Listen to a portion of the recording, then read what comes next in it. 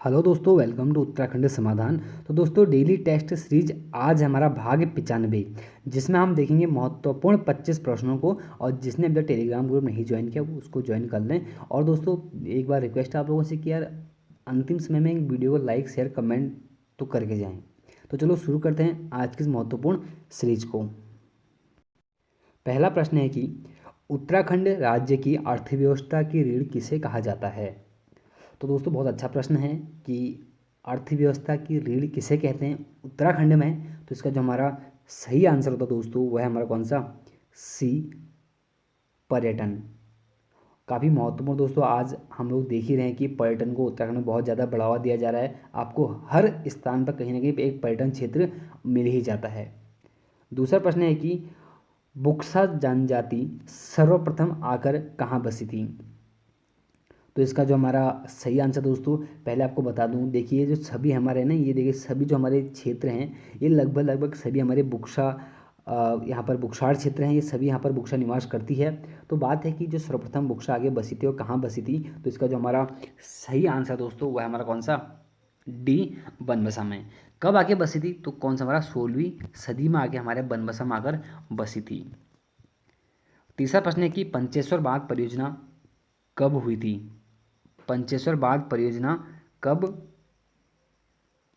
हुई थी। थोड़ा गलत हो गया प्रश्न कि पंचेश्वर बांध जो परियोजना थी ना, उसके लिए जो समिति जो गठित हुई थी या उसका जो संधि हुई थी वह कब हुई थी, यहाँ पर ऐसा होना चाहिए, पंचेश्वर बांध संधि। तो इसका दोस्तों जो सही जो हमारा आंसर होगा वह है हमारा कौन सा, ए, 1996। अब सभी लोग वाकिफ है कि जो पंचेश्वर बांध परियोजना है किस पर, हमारे काली नदी पर है। और नेपाल प्लस कौन सा हमारा भारत का इसमें क्या, दोनों देशों की इसमें सहभागिता रहेगी। और लगभग लगभग 6000 प्लस मेगावाट की हमारी क्या है, यह प्रसिद्ध एक परियोजना है। चौथा प्रश्न है कि उत्तराखंड वेट लागू करने वाला कौन सा राज्य बना था। तो दोस्तों बहुत पुराना प्रश्न है, हालांकि ऐसे पूछे जाने की संभावना बहुत ज़्यादा बन जाती है ऐसे प्रश्नों में। तो बात आती है कि जो उत्तराखंड वेट लागू करने वाला राज्य बना था, तो हमारा उस टाइम पर 22वां राज्य था। और कब यह लागू करता था, तो दोस्तों 1 अप्रैल हमारे कब, 2005 में। हालांकि उसके बाद तो पता है कि जीएसटी भी आ चुकी है, वो अलग चीज़ है, ठीक है, लेकिन हमें वेट भी ध्यान रखना है। कौन सा राज्य था हमारा, तो 22वां था। और जीएसटी लागू करने वाला कौन सा राज्य था, आप लोग ऐसा कमेंट करेंगे। पांचवा प्रश्न है कि राज्य का सबसे ठंडा महीना कौन सा है। तो दोस्तों राज्य का जो हमारा सबसे ठंडा महीना है वह हमारा है, तो कौन सा हमारा, वह है कौन सा, जनवरी। और कहाँ पर सबसे ज़्यादा ठंडा होता है, तो दोस्तों वो हमारा कौन सा, मुक्तेश्वर। मुक्तेश्वर में सबसे ज़्यादा हमारा उत्तराखंड में ठंडा होता है। और सबसे अधिक गर्म महीना अगर पूछा जाता तो कौन सा होता, तो दोस्तों आपका कौन सा, जून का महीना सबसे गर्म होता। और बात है सब सर्वाधिक गर्म स्थान कौन सा है हमारे उत्तराखंड में, तो दोस्तों कौन सा हमारा, पंतनगर। छठा प्रश्न है कि राज्य में किस स्थान में आज तक का सबसे तीव्रतम भूकंप आया है। दोस्तों निम्न में से स्थान पूछे कि ऐसा कौन सा स्थान है जहां पर आज तक का तीव्रतम भूकंप आया है। तो दोस्तों इसका जो हमारा सही आंसर होता है वह होता हमारा कौन सा, बी, बद्रीनाथ। कुल कितना रिएक्टर पैमाने पर, कितना था, तो कितना रिएक्टर पैमाने पर 9 का हमारा भूकंप यह आया था। और दोस्तों अगर कभी डेट भी आपसे पूछ दिया जाए तो कोई दिक्कत नहीं है, आप लोग ध्यान रखना, 1 सितंबर 1803 में सबसे तेज हमारा भूकंप था। सातवां प्रश्न है कि पुलिस अधिकारी उमाकांत त्रिपाठी का संबंध किस कांड से है। दोस्तों हमेशा ऐसे प्रश्न पूछे गए भाई, इसका संबंध किस कांड से है, इसका संबंध किस कांड से है। तो दोस्तों आप लोगों को याद होना चाहिए कि एक प्रसिद्ध हमारा पहले हमारा खटीमा कांड होता है, ठीक। खटीमा कांड के बाद बता दूं, 1 सितंबर 1994 को हमारा कौन सा खटीमा कांड होता है। उसके बाद होता क्या है कि सीधे 2 सितंबर को हमारे मसूरी मसूरी में भी एक प्रसिद्ध हमारा क्या होता है, बैठक होती है, जिसमें क्या, गोलियां चल जाती हैं। और उसमें उमाकांत जो त्रिपाठी थे हमारे, ये शहीद होते हैं। और इनके अलावा दो प्रसिद्ध महिलाएं थी, एक थी दोस्तों हमारी कौन सी, उनका नाम था हंसा धनाई, ठीक है, हंसा धनाई, और दूसरी थी कौन, बेलमती चौहान। दोस्तों ये बहुत महत्वपूर्ण महिला थी जो इसमें शहीद हुई थी, एग्जाम में बन भी चुका है कि हंसा धनाई बेलमती चौहान का संबंध किससे था करके ना, तो आंदोलनकारी थे, ऐसा वहाँ प्रश्न बना था। तो भाई ये भी तो पूछा जाता है भी कहाँ पर हुआ था करके ना, तो भाई कहाँ पर, हमारे कहाँ पर, मंसूरी में। अगर डेट तो अब कौन ध्यान रखना, 2 सितंबर। अब होने पर दोस्तों वहाँ पर और भी बहुत सारे लोग शहीद हुए थे, जैसे धनपत सिंह हो गए थे, और राय सिंह बंगारी भी थे, एक थे उसमें मदन मोहन ममगाई भी थे उसमें, और बलवीर सिंह नेगी, जेठू सिंह, ये हमारे क्या, इनके अलावा भी, किनके अलावा, उमाकांत त्रिपाठी के अलावा, और बेलमती चौहान और हंसा धनाई के अलावा भी थे। आठवां प्रश्न है कि कुमाऊनी लोक गाथाएं किसकी रचना है। दोस्तों हमें जो रात को सीरीज चलती है वहाँ पर आपको दे चुका हूँ कि कुमाऊनी लोक गाथाएं एक प्रसिद्ध हमारे उत्तराखंड के दोस्तों एक व्यक्ति होते हैं, उनका नाम है कौन सा, हमारा सी डॉक्टर रमेश चंद मटियानी। शैले इनका जो मूल नाम था, और यहाँ पर इसका आंसर क्या होगा, डॉक्टर शैलेश मटियानी, और मूल नाम था रमेश चंद्र सिंह मटियानी, और जिनको दोस्तों हमारा उत्तराखंड का आंचलिक कथाकार और श्रमजीवी कथाकार भी कहा जाता है। जिसने अभी तक हमारी यह वीडियो नहीं देखी ना शैलेश मटियानी जी वाली, तो एक बार जरूर देख लें, क्योंकि यहाँ बहुत कुछ आपको वहाँ से सीखने को मिलेगा। क्योंकि वहाँ पर कुमाऊनी की लोक गाथाएं इनके द्वारा थी, चंपावत की लोक गाथाएं हो गई थी, और तराई भाबर की लोक गाथाएं, बहुत सारी रचनाएं हैं इनकी, डॉक्टर शैलेश मटियानी जी की। जिसे नहीं देखते एक बार जरूर देख लें। नवा प्रश्न है कि मंसूरी रज्जू मार्ग रोपवे की स्थापना कब हुई थी। दोस्तों पूछा गया कि जो मसूरी है वहाँ पर रज्जू मार्ग रोपवे की स्थापना कब हुई थी। तो इसका जो हमारा सही आंसर है दोस्तों वो है हमारा कौन सा, बी, 1970। अब दोस्तों होता क्या, देखिए हमें याद क्या क्या करना है। देखिए मंसूरी में 1970 में हुई थी, और नैनीताल में 1985 में, और हमारे औली में अक्टूबर 1993 में। मैं क्यों यहाँ पे ऐसा बता रहा हूँ, तो दोस्तों हमेशा एग्जाम में पूछे गए हैं मंसूरी, नैनीताल, और कौन सा हमारा औली रोपवे। 10वां प्रश्न है दोस्तों, बहुत अच्छा प्रश्न 10वां भी, कि राज्य में इलेक्ट्रॉनिक वाहन विनिर्माण नीति कब लागू हुई थी। ये सभी मैं प्रश्न ना पूरी डिटेल में आपको रात वाली सीजन में बता चुका हूँ, तो देख लें आप लोग। बाकी राज्य में इलेक्ट्रॉनिक वाहन विनिर्माण नीति जो लागू हुई थी दोस्तों, वह हुई थी हमारे 2018 में। इसका सी आंसर सही है। और इसके अलावा भी दोस्तों बहुत कुछ हुआ था, जैसे कि यार 2018 में मैं आपको मोटा मोटा बता देता हूँ, आप लोग ध्यान रखना।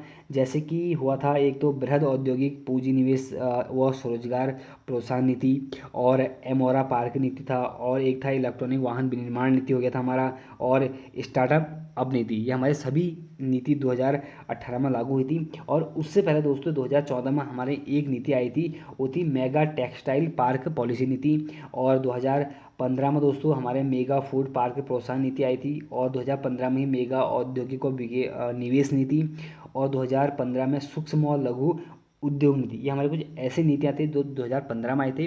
और दोस्तों 2018 से एक और नीति छूट गई है, महत्वपूर्ण हमारी कौन सी, नई पर्यटन नीति, 1 सितंबर 2018 को आई थी। और पहले पर्यटन नीति कब आई थी, तो 26 अप्रैल 2001 में। 11वां प्रश्न है कि महाविस्फोट सिद्धांत किसने दिया। तो दोस्तों महाविस्फोट सिद्धांत, जिसको हम इंग्लिश में बात करते हैं बिंग बिंग बैंग थ्योरी, ठीक है, बिग बैंग थ्योरी। तो बात हो दोस्तों, यह हमारी जो महाविस्फोटक सिद्धांत दिया था, यह दिया था किसने, सी एफ जॉर्ज लेमंतियन ने। और दोस्तों अगर आपसे पूछ जाता कि दोलन सिद्धांत किसने दिया था, तो दोस्तों दोलन सिद्धांत जो हमारा दिया था वह दिया था डॉक्टर एलन संडेजा ने। और दोस्तों एक था हमारा स्पीति सिद्धांत, जो स्पीति सिद्धांत दिया था दोस्तों वो दिया था किसने, हमारे अलेन गुथ ने। 12वां प्रश्न है कि आकाशगंगा की सबसे नज़दीकी मंदाकिनी को क्या नाम दिया गया है। दोस्तों आकाशगंगा की जो सबसे नज़दीकी मंदाकिनी है, जो उसको हमारा नाम दिया गया था, वह दिया था दोस्तों क्या, हमारा ए देवयानी। और यहाँ पे मैं देखा दुग्ध मेलका लिखा ना, तो दोस्तों दुग्ध जो मेलका है ना, यह तो खुद हमारे किसका, मंदाकिनी का, मतलब हमारी जो पृथ्वी की मंदाकिनी है ना, उसे कहते हैं क्या, दुग्ध मेलखा। और या इसको दुग्ध मेलखा, उसको क्या हम आकाशगंगा के नाम से जानते हैं, या कौन सा हमारा मिल्क वे के नाम से उसको हम जानते हैं। और दोस्तों अगला अगर पूछता ना कि भाई नवीनतम जो ज्ञात मंदाकिनी है उसका नाम क्या है, तो उसका नाम है कौन सा, हमारा ड्वार्फ मंदाकिनी। और दोस्तों हमारे कुछ और भी महत्वपूर्ण थे, जैसे लिखा ना मैंने कि ऑरोरा ऑस्ट्रेलिसिस। तो दोस्तों ये हमारे महत्वपूर्ण है कि जो जो हमारा था कि सौर ज्वाला के उत्तरी ध्रुव पर हमारा एक होता है ऑरोरो बोरियोलिस, और दक्षिण में था हमारा कौन सा, ऑरोरो ऑस्ट्रेलिसिस। 13वां प्रश्न है कि शपथ ग्रहण में, प्रश्न दोबारा से सुनना, शपथ ग्रहण में मैं भारत की स्वतंत्रता एवं अखंडता को बनाए रखूंगा शब्द किस संविधान संशोधन द्वारा जोड़ा गया है। बात हो जब कोई भी शपथ ग्रहण करता है ना, वहाँ पर मैं भारत की स्वतंत्रता एवं अखंडता को बनाए रखूंगा शब्द कब जोड़े गए हैं। तो दोस्तों यह शब्द हमारे जोड़े गए हैं 16वां संविधान संशोधन 1900 ये हुए थे 63 में। बहुत महत्वपूर्ण है, 16वां संविधान संशोधन 1963 में ऐसे शब्द हमारे जोड़े गए थे। और दोस्तों 26वां संविधान संशोधन बहुत महत्वपूर्ण था, क्योंकि दोस्तों इसमें क्या हुआ था ना, जो भी हमारे जो पहले उपाधियाँ मिलती थी उनका हमारा अंत कर दिया गया था। कब? 26वां संविधान संशोधन 1971 में। कुछ महत्वपूर्ण संविधान संशोधन आपको याद रखना ही है। और भाई 21वां संविधान संशोधन किसको याद नहीं बताओ, क्योंकि जब 1967 में हमारे कौन सा हमारे भाषा में सिंधी को जोड़ा जाता है। और 61वां संविधान संशोधन दोस्तों बहुत महत्वपूर्ण है, क्योंकि 61वां संविधान संशोधन द्वारा आज जो हम मतदान करते हैं ना, 18 वर्ष से हमारा जो 21 वर्ष से घटाकर 18 वर्ष से किया गया था, वह दोस्तों कब किया गया था? 61वां संविधान संशोधन कब? 1989 में किया गया था। 14वां प्रश्न है कि भूमि मापन का प्रमाणिक पैमाना गजे सिकंदरी का प्रचलन किसने किया था? तो दोस्तों सिकंदरी गज का जो प्रचलन करेगा भाई सिकंदर लोदी ही तो करेगा। तो इसका जो हमारा सही आंसर है वह कौन सा? बी, सिकंदर लोदी। और दोस्तों लोदी वंश का संस्थापक कौन था? मैंने कल भी आपको बताया था कौन सा? बहलोल लोदी था। और द्वितीय इसका कौन सा? तो महत्वपूर्ण जो व्यक्ति होता है वह सिकंदर लोदी होता है। और तृतीय कौन हमारा? इब्राहिम लोदी होता है। सिकंदर लोदी द्वारा दोस्तों सबसे महत्वपूर्ण हमारा काम ये तो गजे सिकंदरी का प्रचलन, और कौन सा? 1504 में किसकी? हमारी आगरा की स्थापना। 15वां प्रश्न है कि विजयनगर साम्राज्य की स्थापना किसके समय हुई थी? तो दोस्तों विजयनगर साम्राज्य की जो हमारी स्थापना हुई थी वो एमबीटी के समय हुई थी। एमबीटी मतलब मोहम्मद बिन तुगलक के समय। और दोस्तों कब हुई थी? तो 1336 में हमारी स्थापना होती है विजयनगर साम्राज्य की। और बात करते दोस्तों किसने की थी? तो हरिहर और बुक्का नामक दो भाइयों ने की थी। 16वां प्रश्न है कि विविध भारती सेवा का गठन कब हुआ था? तो दोस्तों विविध भारती जो सेवा का गठन हमारा हुआ था वह हुआ था दोस्तों 1957 में। अगर डेट के साथ पूछ ले दोस्तों ध्यान रखना 3 अक्टूबर, कोई बुरी बात नहीं है, डेट भी पूछ ले तो 3 अक्टूबर ध्यान रखना। 3 अक्टूबर को विविध भारती सेवा गठन हुआ था। अगर दोस्तों यहीं पर आपसे पूछा जाता कि प्रसार भारती का गठन कब हुआ था, ध्यान देना भाई कौन सा? प्रसार भारती का गठन कब हुआ था? तो दोस्तों तब हमारा कौन सा हो जाएगा? 23 नवंबर 1997। दोनों महत्वपूर्ण हैं। कौन सा? विविध भारती सेवा 1957 और प्रसार भारती का गठन तो 1997 में। अब है हमारा कौन सा? 17वां प्रश्न कि विश्व रेडियो दिवस कब मनाया जाता है? क्योंकि दोस्तों जब हम बात करते हैं ना कि रेडियो दिवस, मैंने हिंदी में क्यों दिया, क्योंकि दोस्तों हमारे इलेक्ट्रॉनिक क्या है, एक माध्यम है या हमारे कौन सा मीडिया है, तब मैंने दिया आप लोगों को। तो बात है कि विश्व रेडियो दिवस कब मनाया जाता है? तो इसका जो हमारा सही आंसर है दोस्तों वह है कौन सा? हमारा बी, 13 फरवरी। अब दोस्तों 13 फरवरी क्यों फेमस है? देखो विश्व रेडियो दिवस के लिए, अब भाई हम जानते इलेक्ट्रॉनिक मीडिया में ना हमें दूरसंचार दिवस, विश्व टेलीविज़न दिवस सभी याद होने चाहिए। तो ध्यान देना आप, जो दूर संचार दिवस है वो 17 मई को होता है दोस्तों। और जो हमारा महत्वपूर्ण एक और दिवस हमारा कौन सा? विश्व टेलीविज़न दिवस, तो हमारा कब? 21 नवंबर को है। इसका डी आंसर सही होगा, लेकिन हमें यहाँ पर क्या ध्यान देना है कि विश्व रेडियो दिवस तो 13 फरवरी, टीवी दिवस या टेलीविज़न दिवस तो 21 नवंबर, दूरसंचार दिवस हमारा कौन सा? 17 मई। और भाई 15 मार्च को आज क्या हमारा, सॉरी जो हमारा कल बीत चुका था वहाँ पर क्या था हमारा? विश्व उपभोक्ता दिवस। 18वां प्रश्न है कि आशीर्वाद में कौन सी संज्ञा है? तो दोस्तों आशीर्वाद किसी को देना भाई एक कैसी संज्ञा है हमारी आशीर्वाद? तो कहीं ना कहीं हमारे क्या है? भाववाचक संज्ञा है हमारी कौन सी? आशीर्वाद। इसका सी आंसर हमारा सही है। 19वां प्रश्न है कि निम्न में से स्त्रीलिंग कौन सा है?